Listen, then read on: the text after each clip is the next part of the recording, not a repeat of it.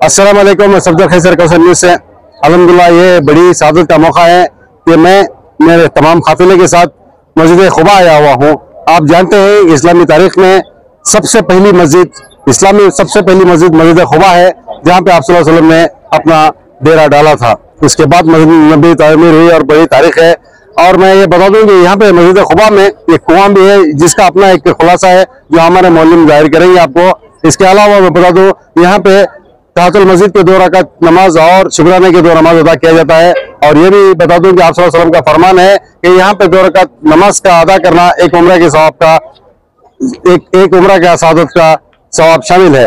तो एक बड़ी सादत का मौका है कि यहाँ पे 2 रकात नमाज अदा करना एक उम्र का सादत हासिल करना एक बड़ी खुशनसीबी की बात है।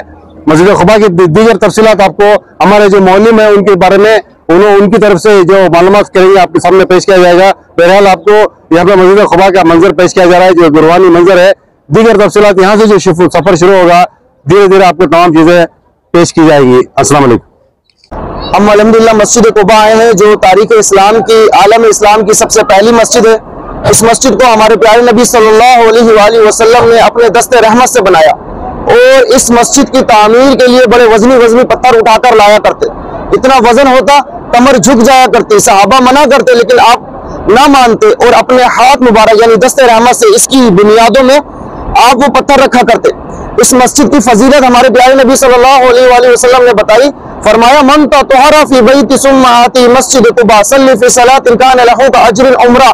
फरमाया जिस शख्स ने पाक साफ होकर वजू करके अपने घर से मस्जिद कुबा का सफर किया और मस्जिद कुबा पहुंचकर नमाज अदा की, तो अल्लाह सुब्हानहू व तआला उसे एक मकबूल उम्रे का सवाब अता फरमाएगा।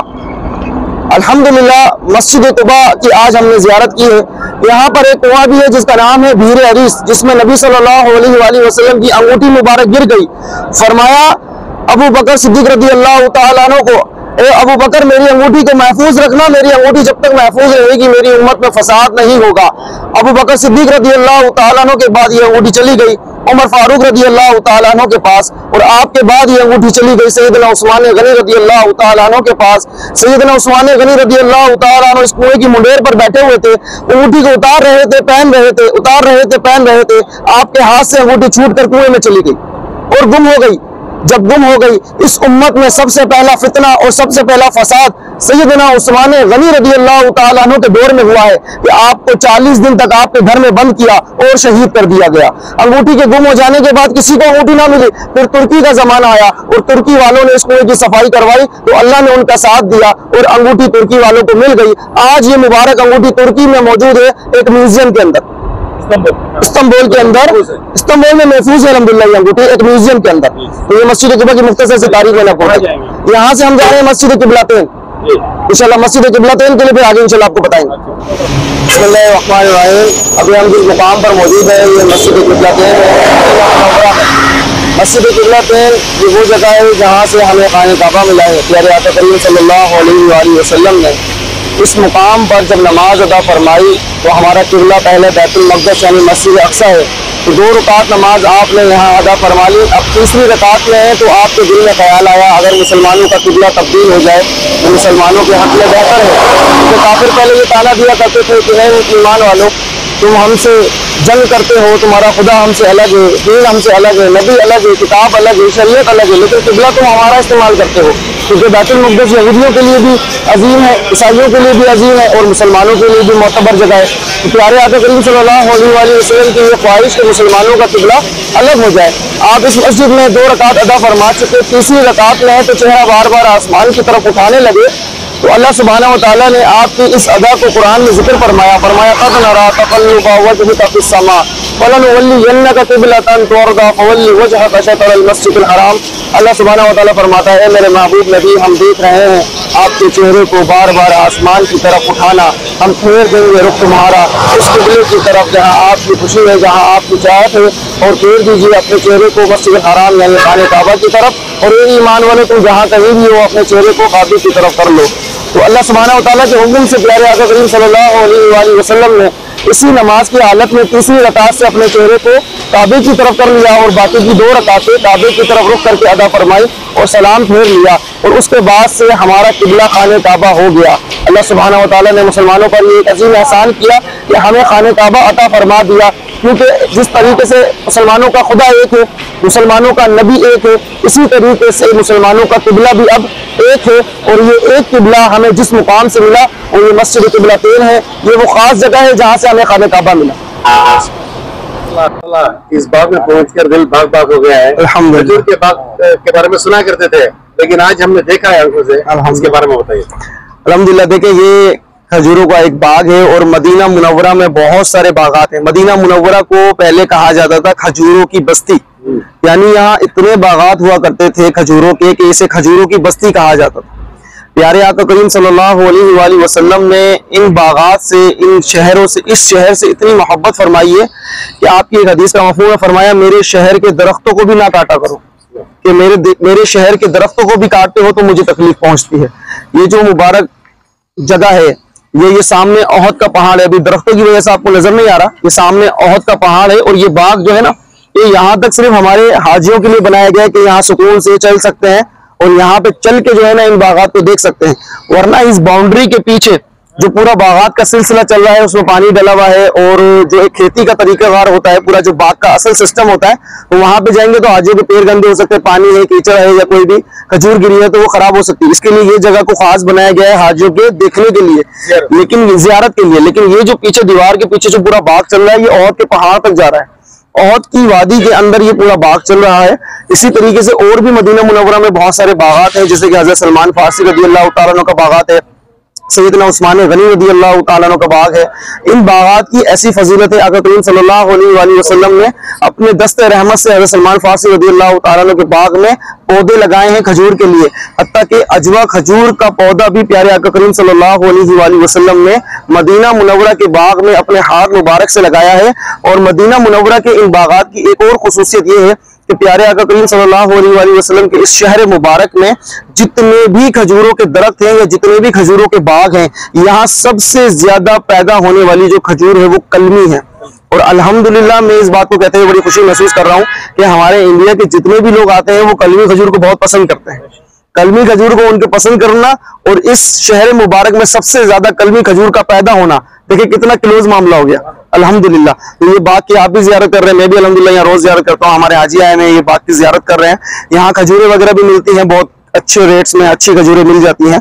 तो यहाँ लाने का मकसद ये होता है कि आप बाग की जियारत भी कर लें और उसके बाद आप यहाँ से अगर खजूर वगैरह भी लेते हैं तो भी आपको फायदा होता है इंशाल्लाह। तो दोनों तरह से फायदा है, हमें एक अच्छी मुनासिब चीज की कीमत में खजूर भी मिल जाती है। और ये लोग कहते हैं, मैं इस बात का यानी कि गवाह नहीं हूं, लेकिन ये कहते हैं तो मैंने सुना है कि ये जो पीछे बागात चल रहे हैं ये एक सऊदी का बाग है पूरा अभी फिलहाल। वो लोग क्या कहते हैं कि हम इस बाग से जो खजूर टूटता है, इनका पीछे कोल्ड स्टोर बना है, तो खजूर यहाँ बाग से तोड़ने के बाद ये मार्केट में सेल नहीं करते, बल्कि ये उस कोल्ड स्टोर में सेव करते हैं और यहाँ अपने बाग में खुद इस खजूर को बेचते हैं। यानी ये मार्केटिंग वगैरह के लिए खजूर बाहर नहीं बेचते हैं, इस बाग की जितनी भी खजूर होती है ये खुद उसको सेव करते हैं और खुद इसको अपने बाग में अपने आने वाले हाजियों को ये सेल करते हैं। तो अल्हम्दुलिल्लाह जिनका ये कहना है, मदीना शरीफ में कह रहे हैं तो इंशाल्लाह सच ही कह रहे होंगे। तो अल्हम्दुलिल्लाह यहाँ से जो खजूर मिलती है तो वो हमें इसी बाग की मिल रही है, तो ये भी एक हमारे लिए फायदे की बात है। बाकी देखिए कितना खूबसूरत एक माहौल है, इस माहौल के अंदर आने के बाद ये महसूस होता है कि हुजूर सल्लल्लाहु अलैहि वसल्लम इसी तरह के बागात में अपने सहाबा के साथ मजलिस लगाया करते हैं। सुभान अल्लाह।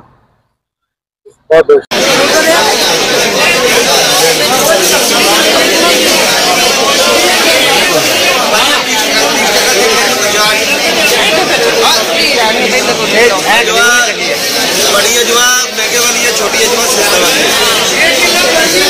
अजवा एक ही है, ये 3 केजी 50। ये बड़ी अजवा खा के देखे टेस्ट करें, बड़ी वाली अजवा कलमी है ना, कलमी 25 किलो। ये भैया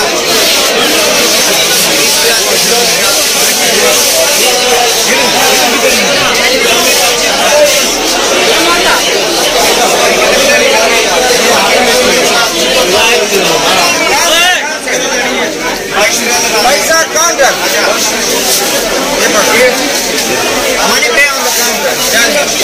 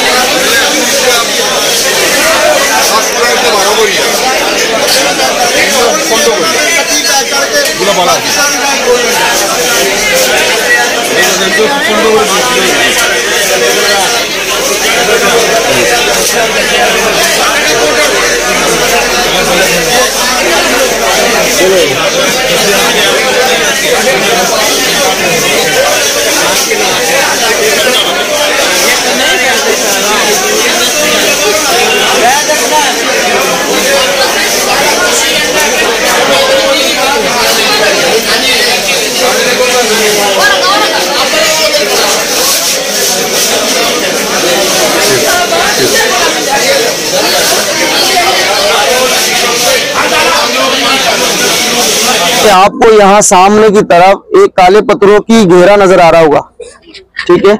इसके अंदर आप देख रहे हैं दो कब्र मुबारक की निशानदेही हो रही है। जो ऊपर वाली पहली कब्र मुबारक है, इसके लिए कहा जाता है कि ये सैयदना अमीर हमजा रज़ियल्लाहु ताला अन्हु की कब्र मुबारक है।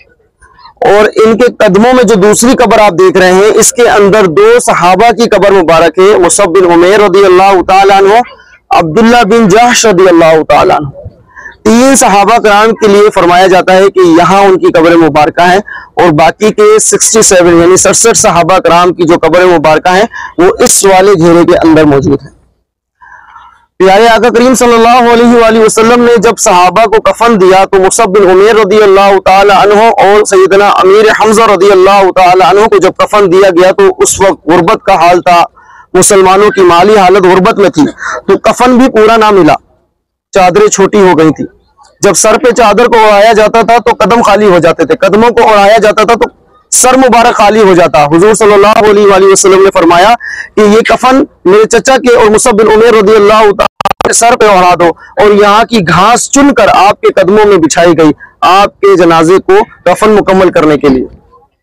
बाकी के 67 सहाबा कराम को इज्तिमाई तौर पर इसलिए मदफन फरमाया गया, जैसे मैंने आपको अर्ज किया कि उस वक्त मुसलमानों के पास इतना माल भी नहीं था कि अलग अलग कफन के साथ अलग अलग इनकी कब्रें मुबारक बनाई जाए। प्यारे आका करीम सल्लल्लाहु अलैहि वसल्लम ने इसी मुकाम पर इन शहदाओं की नमाज जनाजा अदा फरमाए तो सैयदना अमीर हमजा रज़ियल्लाहु ताला अन्हु की नमाज जनाजा 70 मरतबा अदा फरमाई है। जब लाश को लाया जाता, जनाजे को लाया जाता और आप नमाज जनाजा अदा फरमाते तो सैयदना अमीर हमजा रज़ियल्लाहु ताला अन्हु के जनाजे को उठाने के लिए हुजूर ने मना फरमा दिया और फरमाया कि मेरे चचा को मेरे आगे से ना हटाओ, और 70 मरतबा आपकी नमाज जनाजा अदा फरमाई। प्यारे आका करीम सल्लल्लाहु अलैहि वसल्लम ने जब नमाज जनाजा अदा फरमा लिया, कहा जाता है कि जब हुजूर इन तमाम जनाजों को जन्नतुल बकी में मदफन करने के लिए ले जाने लगे तो ओहद का ये वाले पहाड़ के हिस्से की निशानदेही की जाती है, जो पीछे की तरफ आप देख रहे हैं, ये वाला पहाड़। कहा जाता है कि ये पहाड़ हिलने लगा था और जमीन के साथ खिरक यानी कि खिसकने लगा था, चलने लगा था।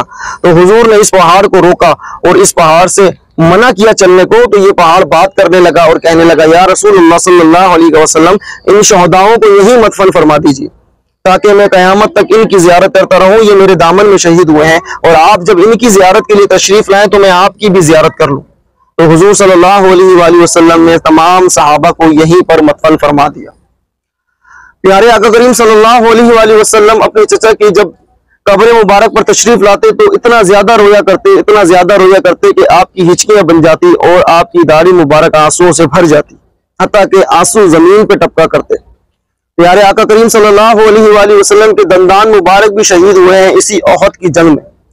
प्यारे आका करीम सल्लल्लाहु अलैहि वसल्लम इस जंग के दौरान जब आपने फतह पा ली और उसके बाद माले गनीमत जमा होने लगा तो दूसरी मरतबा जब काफिरों ने पीछे से पलट के हमला किया तो उस वक्त मुसलमान शहीद हुए और जितने मुसलमान उस वक्त मौजूद थे सब के सब जख्मी हो गए, हत्ता कि जख्मी हो गए और काफिर फिर हमला करके भाग गए। प्यारे आका करीम सल्लल्लाहु अलैहि वसल्लम जो भी जख्मी हैं उनकी खैरियत पूछ रहे तो फिर खबर आ गई कि काफिरों का लश्कर दोबारा हमला करने के लिए मदीना मुनव्वरा की तरफ आ रहा है। तो आपने अपने सहाबा को जो जख्मी हालत में है उनसे फरमाया कि उठो और हम अभी जाकर इनका पीछा करेंगे और इन्हें इनके मुकाम पर जाकर कत्ल करेंगे। तो सहाबा कराम जो निढाल हैं, जख्मों से चूर हैं, और अपने अजीजों की लाशें उठा रहे हैं, उन्होंने कोई उफ भी ना कहा और हुजूर के साथ खड़े हो गए और अपनी तलवारों को दोबारा अपनी मुट्ठियों में भर लिया और हुजूर के पीछे चलने लगे। जब कुफ्फार के उस लश्कर को पता चला कि हुजूर तो खुद हम पर हमला करने के लिए आ रहे हैं, तो फिर वो उस मुकाम से मदीने की तरफ नहीं आए बल्कि मक्का की तरफ भाग गए। तो इस तरीके से आखिर में इस जंग में मुसलमानों को फतह मिली, क्योंकि पहले मुसलमानों को फतह मिल चुकी थी, काफिर भाग चुके थे, लेकिन दोबारा जब काफिरों ने हमला किया तो मुसलमानों को उस वक्त फतह शिकस्त में नजर आई। लेकिन जब दोबारा मुसलमान जख्मी हालत में उठकर उन काफिरों की तरफ जाने लगे तो वो काफिर मैदान छोड़ के भाग गए। जब काफिर मैदान छोड़ के भाग गया तो जाहिर सी बात है फतह फिर मुसलमानों की ही है। तो इस तरीके से इस जंग में भी मुसलमान फतहयाब हुए हैं, लेकिन बहुत बड़ा नुकसान हुआ मुसलमानों को कि 70 अजीम सहाबा कराम शहीद हो गए, जिनमें सैयदना अमीर हमजा रज़ी अल्लाह ताला अन्हु भी शहीद हुए और जितने मुसलमान इस जंग में आए वो जख्मी हुए। ये सहाबा की कब्र मुबारक है। आप तमाम लोग यहाँ पर जो भी पढ़ा है इसाले सवाब